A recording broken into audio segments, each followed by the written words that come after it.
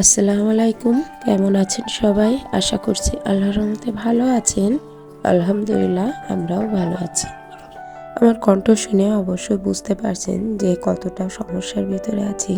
নিজের শরীরটা তো অনেকটাই খারাপ, আর এর ভিতরেও একটু একটু করে ব্লগ ভিডিওটা করে দিচ্ছি। ভিডিওতে করা হয়ে যাচ্ছে, কিন্তু এটার ভয়েস করা অথবা এডিট করা এটা খুব কষ্টকর হয়ে যাচ্ছে।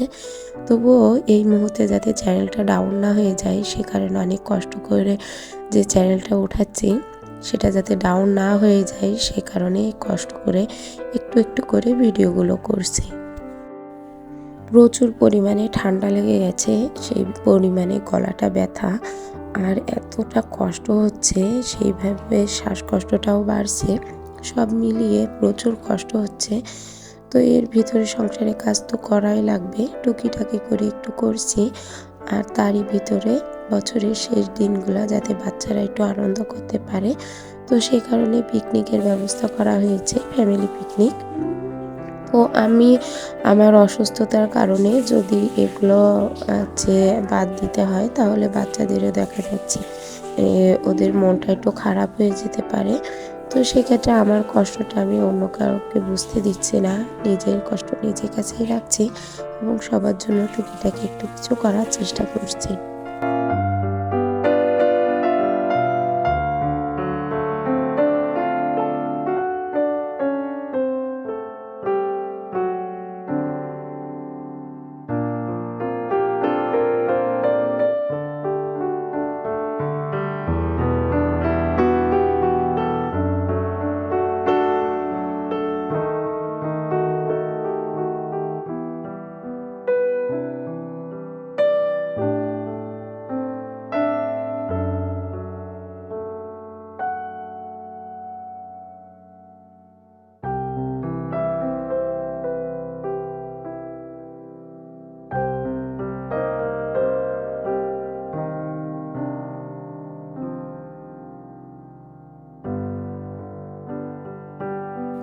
সকালের জন্য একটু 3টা ডিম একসাথে গুলিয়ে ফেটিয়ে ভেজে নিচ্ছি। এটা দিয়ে ফুলকপি দিয়ে নতুন আলু দিয়ে রান্না করব। আর যে আলু কিছু কিছু ছোট ছোট আলু আছে সেগুলো রেখে দিয়েছি, সেগুলো একটু গোশের ভিতরে দেব। তো নতুন আলু দিয়ে মাংস রান্না করা অথবা নতুন আলু দিয়ে ফুলকপির তরকারি খেতে কিন্তু বেশ লাগে। আর এই ডিমগুলাই একটু পেঁয়াজ দিলাম না, পেঁয়াজ বাদেই ভেজে নিচ্ছি, ভেজে এটা দিব।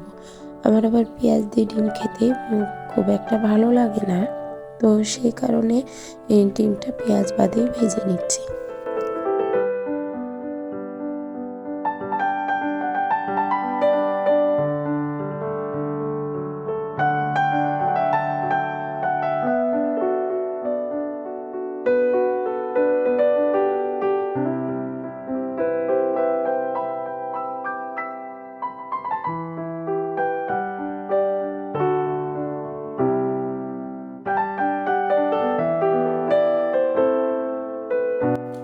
এই ছোট আলুগুলা মাংসের ভিতরে দেব, তো সেই কারণে ভালো করে ধুয়ে নিচ্ছি।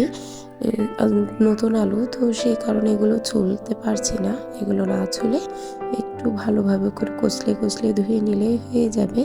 আর এখানে রান্না করেছি ডিম দিয়ে, ফুলকপি দিয়ে, আর নতুন আলুর তরকারি করেছি একটা। তো এটা দিয়ে সকালকার খাবার খাওয়া হয়ে যাবে। তো তারপর যে পিকনিকের আয়োজনটা সেটা তৈরি করব।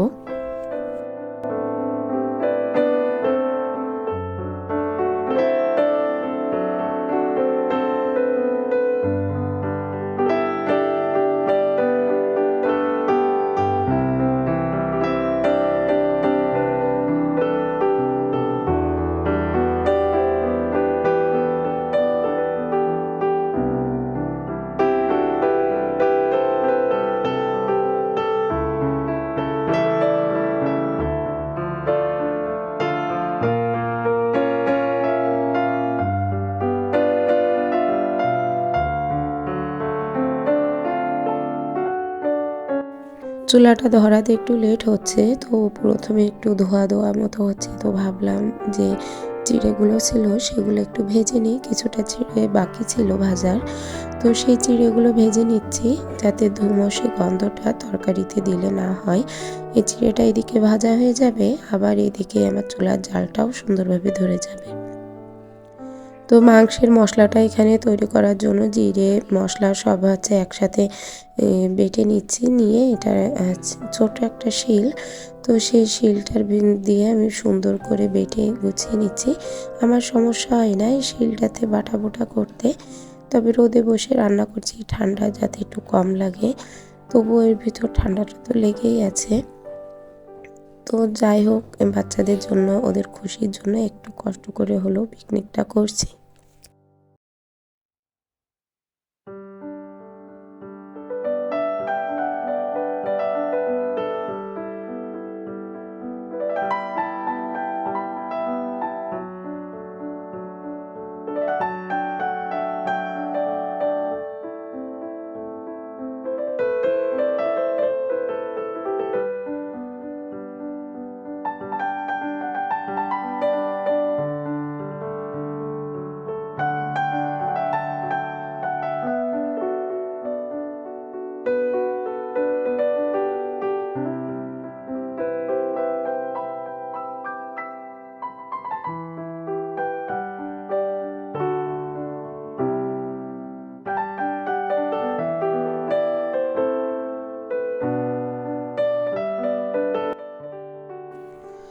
মশলাটা আস্তে আস্তে করে নিয়েছি, তো করে এবার চুলাটা আর পরে দিতেই চুলা জালটা গেছে নিভে, কেননা নতুন চুলা না, বেশ কয়েক বছরই বানিয়েছি আমি।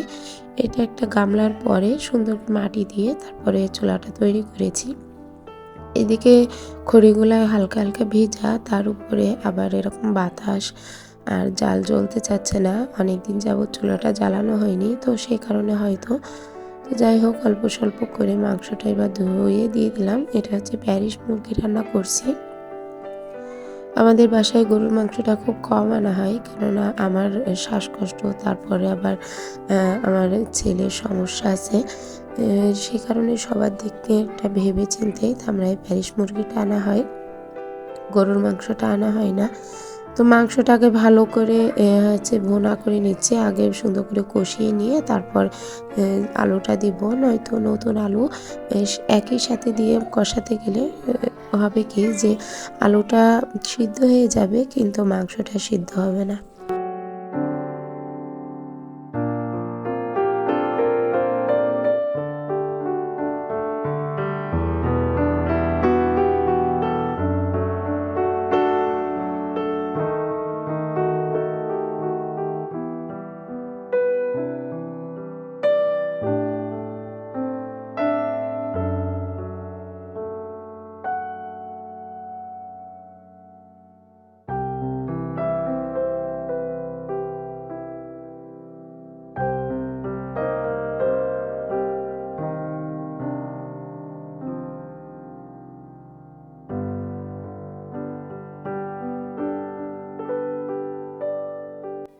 অনেক কষ্ট হচ্ছে কথা বলতে, তো সেই কারণে ভয়েসটা একটু দিচ্ছি কম, মিউজিকটা একটু বেশি দিচ্ছি। আশা করছি সবাই আজকের ভিডিওটা একটু মানিয়ে নেবেন, কেননা অত্যন্ত অসুস্থতার ভিতরে এই ভিডিওটা আমি ছাড়ছি, তো যে কারণে একটু সমস্যা হচ্ছে, ভিডিওটা নাই দিতে পারতাম, কিন্তু ওই যে বললাম যে আমার চ্যানেলটা এমন একটা পর্যায়ে আছে, যদি এখন আমি ভিডিওটা বন্ধ রাখি তাহলে এই বন্ধ মানে একটা দিনের যে ভিডিওটা বন্ধ থাকলে চ্যানেলটা অনেকটা ডাউনে চলে যাবে। তো অনেকবার ডাউনে চলে গেছে, অনেকবার ফ্রিজ হয়েছে, তবুও ওই একটা চ্যানেলই আমি ছাড়তে চাচ্ছি না, নতুন করে খুলতে চাচ্ছি না আরও একটা চ্যানেল। তো সে কারণে অনেক কষ্ট হলেও এই একটা চ্যানেলই ওঠানোর চেষ্টা করছি, নতুন করে আবার আর একটা করতে যাওয়ার থেকে এটাই চেষ্টা করছি।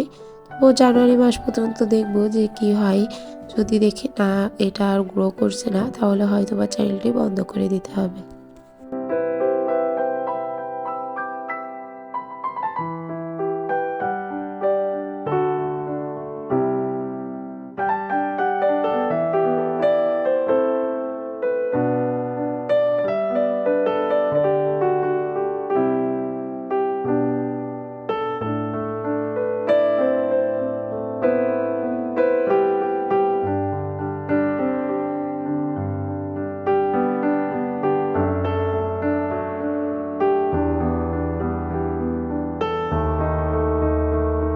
গ্রাম থেকে শাশুড়ি আসছে, তো উনি অনেক কিছু নিয়ে আসছে গ্রাম থেকে।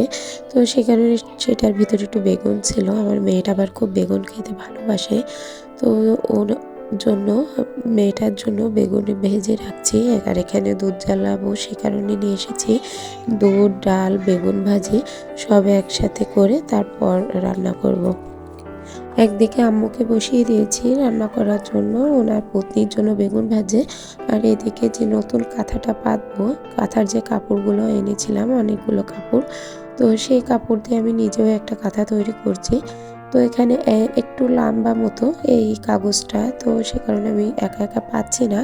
তো আমার হাজব্যান্ডকে বললাম যে একটু ধরে দিতে, উনি এতক্ষণ তো হাত দিয়ে ধরেছে, তো ওনার খুব কষ্ট হয়ে যাচ্ছে ধরা। তো ওনাকে বললাম পা দিয়ে দুই পাশে এরকম চেপে ধরো টুলে বসে, তাহলেই হবে। তো এইভাবে করে অনেক কষ্ট করে কিন্তু একটা কাঁথায় ছাপ দিতে হয়। আর এ ধরনের একটু ইউনিক ইউনিক ডিজাইন, যেটা আমি হাতেই নিজেই ডিজাইন করি। আর যদি এটা বাইরের কোনো ডাইস কিনে এনে করতে হতো আমাকে, তাহলে দেখা যাচ্ছে নানান ধরনের ডিজাইন আমি দিতে পারতাম না, ওই সেম ডিজাইনে আমাকে বারবার ইউজ করতে হতো। আমার আজকের ভিডিওটি যদি ভালো লেগে থাকে তাহলে প্লিজ একটা লাইক দিতে ভুলবেন না। আর যদি চান আপনাদের এই বোনটি একটু হলেও ইউটিউবে জায়গা করে নিক, তাহলে চ্যানেলটি সাবস্ক্রাইব করতে পারেন আর এই বোনটির পাশে দাঁড়াতে পারেন। তো আমার খেতায় ছাপ দেওয়া অনেকটা হয়ে গেছে, এখনও পুরোপুরি হয়নি, তো লাস্টের মুহূর্তে। তবে কেমন লাগছে ডিজাইনটা অবশ্যই একটু কমেন্ট করে জানাবেন যদি লাস্ট অবধি আমার ভিডিওটি দেখে থাকেন। তো ডিজাইনটা আমার কাছে খুব পছন্দ হয়েছে, আমি এভাবে আঁকিয়েছি, আমার নিজেরই ভালো লাগছে। তো ভিডিওটি আর বড় করছি না, এই তো এইভাবে এবার একটু খেয়াল করে দেখে নিন, ছোট্ট ক্লোজ করে দেখাচ্ছি আমি যে কিভাবে বাসায় বসে কাঁথা ছাপ দেওয়া যায়। তো এখানে কিছুই লাগেনি, আমার একটা ড্রেসিং পেপার লেগেছে আর লেগেছে একটা সুই, যেটা ড্রেসিং পেপারটাই ডিজাইনটা ওঠানোর জন্য। আর এখানে একটু হাঁড়ির কালি নিয়েছি, আপনারা চাইলে রং অথবা অন্য কিছু নিতে পারেন। তো আমি হাঁড়ির কালি নিয়েছি, কেননা কালিটা দিয়ে করলে বেশ ফোটে, আর কালো কালারও ইউজ করা যায়। আর নিয়েছি কেরোসিন তেল, তো কেরোসিন তেল দিয়ে ভালো করে চারপাশ এভাবে টেনে টেনে ধরে যে একটু ছাপটা দিয়ে দিলে এই তো সুন্দরভাবে একটা ছাপ উঠে গেল।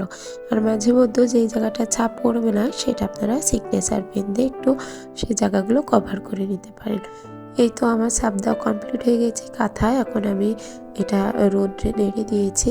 একটু রোদ্রে নেড়ে দিলে যেটা হবে, কালারটা কিন্তু শুকিয়ে যাবে আর উঠবে না, এমনিতেও ওঠে না, কিন্তু কালারটা শুকিয়ে গেলে আরও ভালো হয়। তো আজকের ভিডিওটা এখানেই শেষ করছি, দেখাবে নতুন কোনো ভিডিওতে। ততদিন ভালো থাকবেন, সুস্থ থাকবেন, আল্লাহ হাফেজ।